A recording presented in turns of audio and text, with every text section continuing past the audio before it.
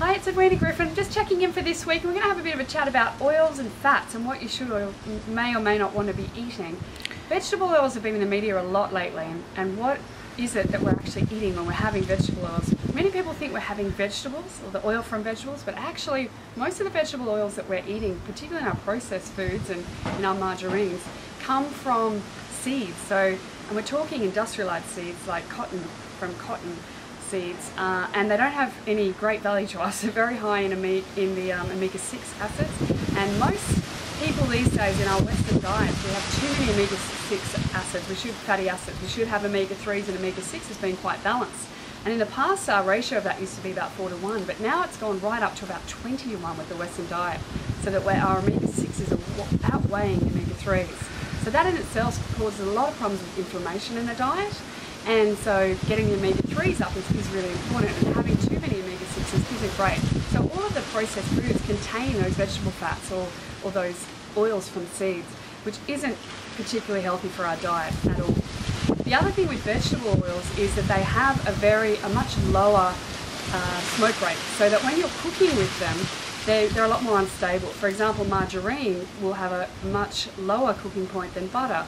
And that means that they break down, so the molecules break down, and then you're getting chemicals and molecules that aren't healthy for the body that are a byproduct of that. So you're wanting to have oils that have a high smoke rate. So some oils that have a high smoke rate my favourite would be coconut oil, because not only does it have a high smoke rate and it's a saturated fat which is very stable, but it also has great nutrient value.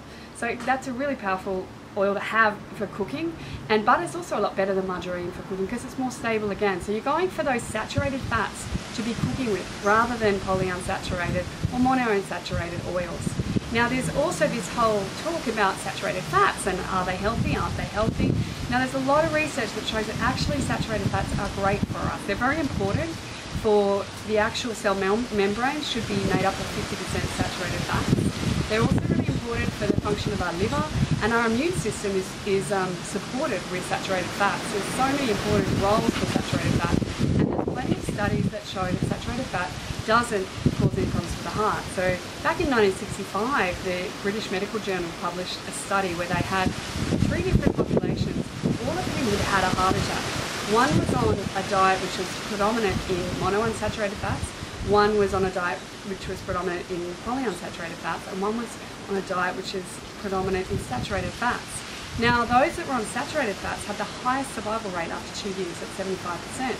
Polyunsaturated diet, they had a survival rate of 52%, and monounsaturated 57%. So it's a way higher survival rate with those that were taking those saturated fats. There's also the study back in the 60s with Dr. Weston A. Price, where he looked at the diets of primitive tribes, and he found that those that were eating primitive diets versus Western diets had much higher survival rates. And actually he was looking at their teeth, and he noticed that they had much lower incidence of cavities and disease in the actual gums, because he was a dentist. But in his research he found that one of the key elements of that was the high levels of fat-soluble vitamins A and D. Now A and D help with the actual absorption of minerals in the body. So in terms of minerals in the food, so that you can actually absorb them, having those fat-soluble vitamins is really important. Now they're present in butter. They're also present in liver and in a lot of the offals. So liver oils as well, and eggs and butter all provide those vitamins A and D.